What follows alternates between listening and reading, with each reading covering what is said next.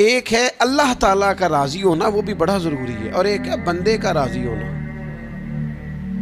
وہ بھی بڑا ہی ضروری ہے۔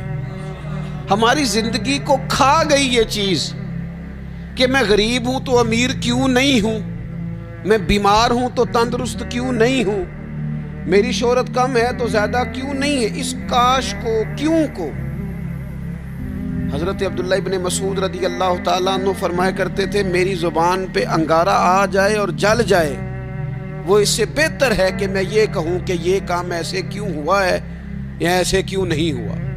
میرے رب نے جو کیا ہے، جس وقت کیا ہے، جس کرم سے کیا ہے، اس نے بہتر ہی کیا ہے۔ اللہ تعالیٰ کی رضا پہ راضی رہنا، اس کے فیصلوں کو تسلیم کرنا، مقام تسلیم و رضا پہ رہنا۔ قرآن مجید میں نا اہل ایمان کی جو علامت بیان کی ہے، اور جگہ جگہ صحابہ کرام علیہم رضوان کے لیے جو لفظ آیا ہے وہ بڑا قابل غور ہے۔ وہ لفظ یہ ہے کہ رضی اللہ عنہم ورضوا عنہ، فرمایا وہ لوگ ہیں کہ اللہ ان سے راضی ہے اور وہ اللہ سے راضی ہے، وہ بھی اپنے رب سے بڑے راضی ہیں۔ مقام تسلیم و رضا ہے، رضی اللہ عنہم ورضوا عنہ، اللہ ان سے راضی ہے اور وہ، یہ سورۃ المائدہ ہے۔ تو رب کیا فرماتا ہے؟ ذالک الفوز العظیم، یہ بہت بڑی کامیابی ہے کہ بندہ اللہ سے راضی ہو اور اللہ اپنے بندے سے راضی ہو، تو ذالک الفوز العظیم، یہ بڑی کامیابی۔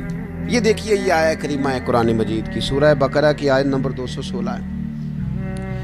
یہ نا بہت بڑا فلسفہ ہے رب کی رضا پہ راضی رہنے کا۔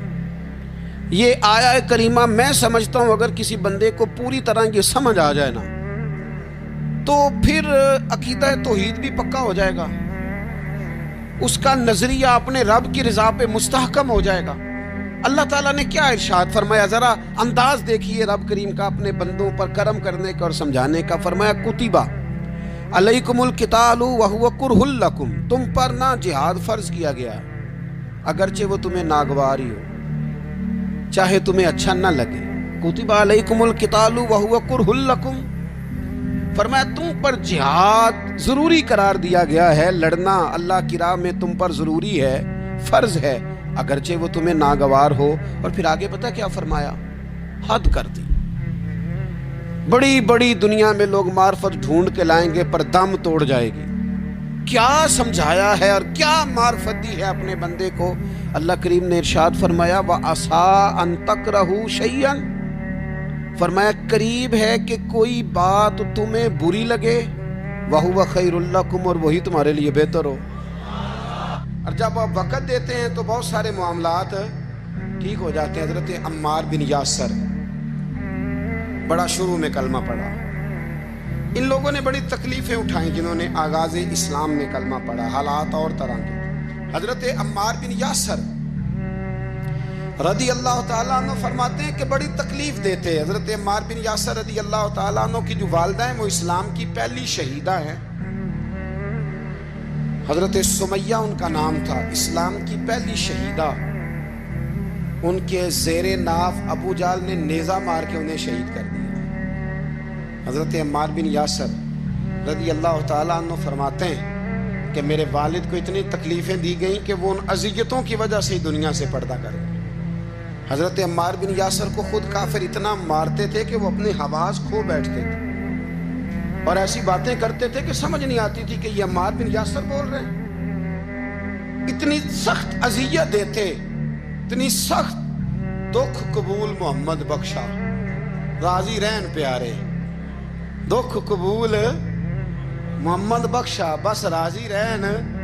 اتنی تکلیف دیتے کہ حضرت عمار بن یاسر حواس کھو بیٹھتے، تکلیف میں آتے، بڑا سہا، بڑا برداشت کیا۔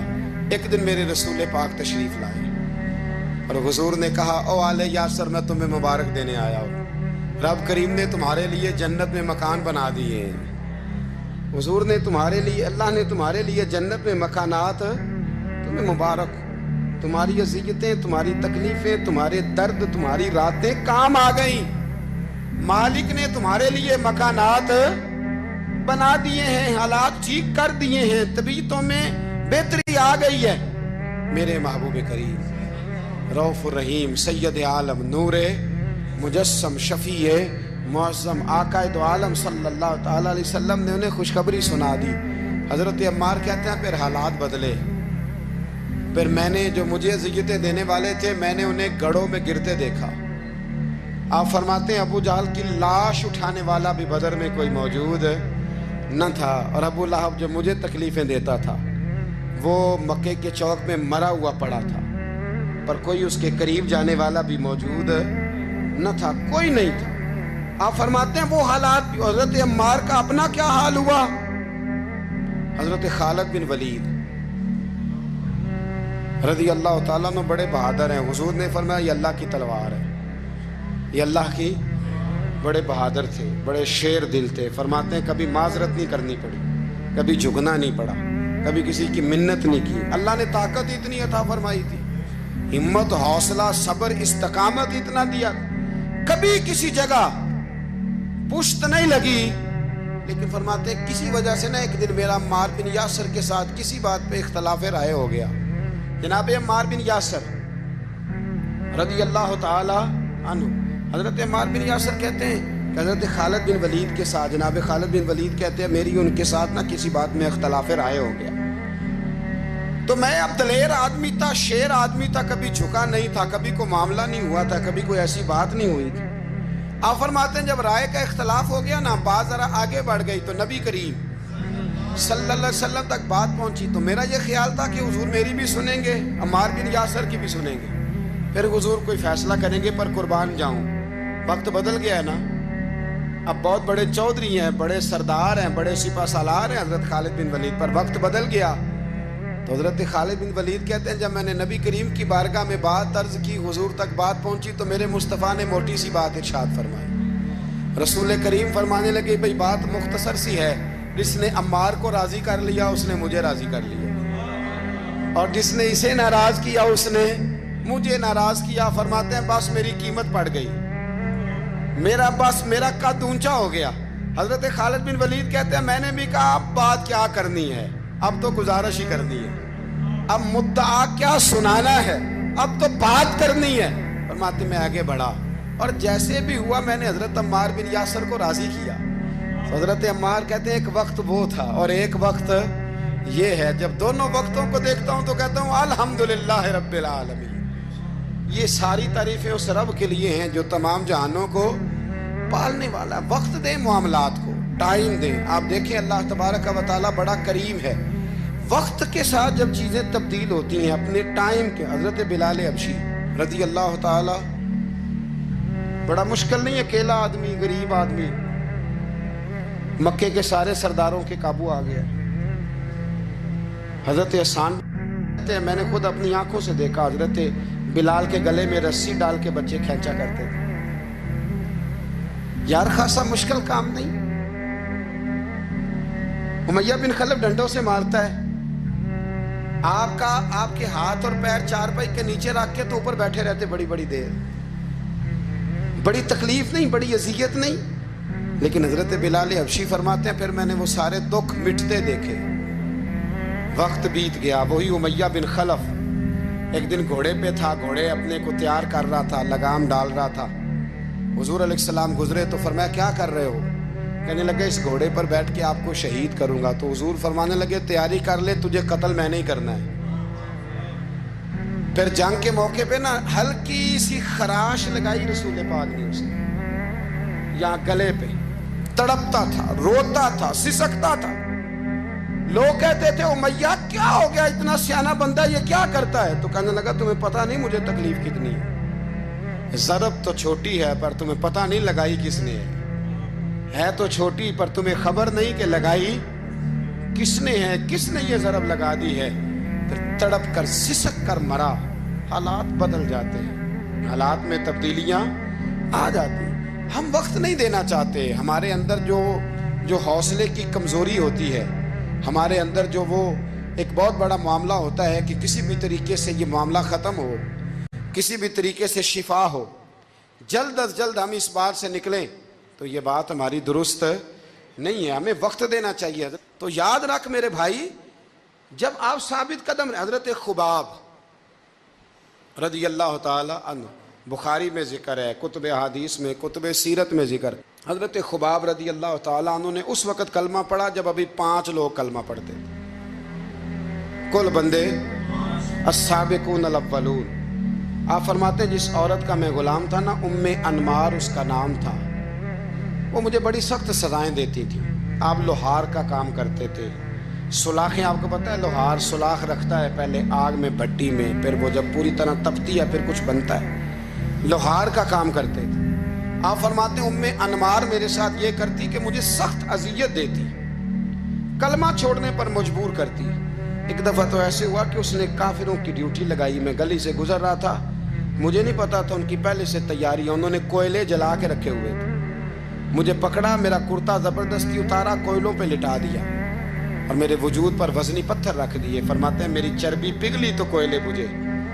یہ شہادت گاہ الفت میں قدم رکھنا، لوگ آسان سمجھتے ہیں مسلمان ہونا، زخم پہ زخم کھا کے جی، خون جگر کے گھونٹ پی، آہ نہ کر لبوں کو سی، یہ عشق ہے کوئی دل لگی نہیں، اس میں بڑی برداشت کرنی پڑتی ہے۔ آپ فرماتے ہیں کہ حضور علیہ السلام نہ خانہ کعبہ کی دیوار کے ساتھ ٹیک لگائے بیٹھے تھے، میں ایک دن حاضر، مجھے بڑی تکلیف دیتے تھے، کہتے ہیں جب میں کام کر رہا ہوتا تھا تو میری مالکن آتی تو وہ نکال کے نا سلاخ تو میرے سر پہ رکھ دیتی، میرا سارا وجود زخمی تھا۔ حضور خانہ کعبہ کی دیوار سے ٹیک لگائے بیٹھے تھے، میں حاضر ہوا تو محبوب کریم بھی اٹھے، تو حضور علیہ السلام سے میں نے عرض کی حضور دیکھیں مجھے کتنی تکلیف دی جاتی، تو ابھی فرمانے لگے بس اتنی، فرمایا تم سے پہلے لوگوں کے سروں پر آرے رکھ کے 2 حصوں میں چیر دیا جاتا تھا، لوہے کی کنگھیوں سے ان کے وجود ادھیڑ دیے جاتے تھے، پر وہ سی نہیں کرتے تھے، اف نہیں کرتے تھے، میں خبردار بس اتنی۔ اور پھر میرے حضور نے ہاتھ اٹھائے، کہا اے اللہ خباب کی مدد فرما، اے اللہ خباب کی، اتنے لفظ ادا کی۔ حضرت خباب کہتے ہیں پھر میں نے وقت کو وقت دیا، پھر میں نے حالات کو وقت دیا، پھر میں نے اپنے محبوب کی دعا کو قبول ہوتے دیکھا۔ فرماتے ہیں وہ میری مالکن جو مجھے تکلیف دیتی تھی، اذیت دیتی تھی، پھر اس کا حال یہ تھا کہ اس کے سر میں درد اٹھا، اور جس طرح کتا چیختا ہے جب اسے مارا جاتا ہے تو وہ چلاتا ہے، اس طرح وہ آوازیں نکالتی۔ پھر وہ بہت بڑے طبیب کے پاس گئی تو اسے کسی نے کہا کہ لوہے کی سلاخوں سے اپنے سر کو دگوایا کر، داغ دیا کر، اسے جلایا کر جگہ جگہ سے تاکہ تیرے اندر کا درد ختم ہو۔ تو آپ فرماتے ہیں پھر لوگوں میں نے صبر اور استقامت کا رزلٹ دیکھا کہ وہ جو مجھے بطور سزا میرے سر پہ سلاخیں رکھتی تھی، پھر وہ بطور دوائی منگانے لگی، میں سلاخ گرم کر کے لاتا اس کے سر پہ رکھتا، فرماتے ہیں پھر اسے سکون ہوتا، پھر وہ تڑپتی، اور چونکہ مجھے تو وقت یاد تھا نا، کہتے ہیں لیکن میں مصطفیٰ کریم کا کلمہ پڑھتا تھا، میں نے کبھی دوبارہ پلٹ کر اسے یہ بات یاد نہ کرائی۔ آپ وقت دیں، ماحول کو ٹائم دیں، آپ دیکھیں، ہاں یہ ضرور دیکھ لیں کہ آپ کے ضمیر کے اندر کوئی ایسی بات تو نہیں، کوئی ایسا معاملہ تو نہیں کہ جہاں آپ غلط ہیں، اور اگر ایسا نہیں پھر آپ وقت دیں آنے والے اسباب کو۔ ہم نہ بڑی جلدی ہے، ہمیں دعا کرائی ہے تو آج شام تک مسئلہ ٹھیک ہونا چاہیے، دعائی کھائی ہے تو طبیعت شام تک ٹھیک ہونی چاہیے۔ اگر ہم راہ حق کے مسافر ہیں تو شام کو ہمیں قرب الہی مل چکا ہو، حضور کی بارگاہ کے ہم حضوری ہو چکے ہیں، ایسا نہیں ہے۔ آپ وقت دیں، سفر کو جاری رکھیں، تسلسل کے ساتھ سفر کریں، سفر کے لیے جتنے اسباب کی ضرورت ہے وہ سارے اکٹھے کریں، محنت پوری کریں، جد و جہد پوری کریں، ہمت پوری کریں، لیکن پھر نتیجہ اپنے رب کریم پہ چھوڑ دیں، پھر رزلٹ اپنے اللہ۔ کئی دفعہ ہماری چاہت اور ہوتی ہے اور اللہ کی حکمت اور ہو، تو اللہ کی حکمتوں پر بہت ساری چیزوں کو چھوڑیں۔ دعا کرتا ہوں اللہ کے حضور اللہ ہمیں سمجھنے کی توفیق عطا فرمائے۔ آخر دعوانا ان الحمدللہ۔